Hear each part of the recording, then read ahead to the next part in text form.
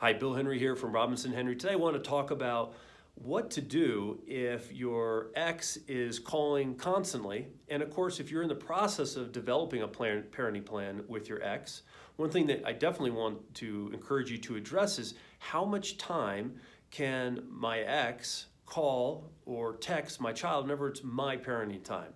And with today's modern technology, of course, we can have 24/7 access to our children, even whenever they're with the other parent. And of course, there's reasonableness here, and you're gonna have to decide for yourself what is reasonable.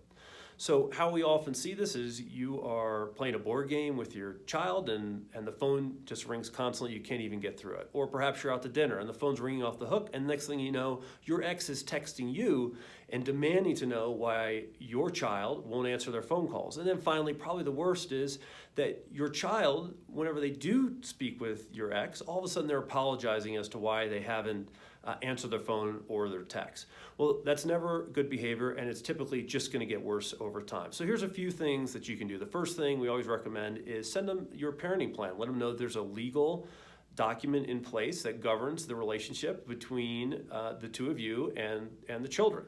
If you didn't address this issue, well, then hopefully you can sit down, you can have a cordial conversation with them and then hash out what makes the most sense. Always, of course, make it legally binding. Don't just stop there by coming up with an agreement, but you've got to go to court and have the judge sign off on it.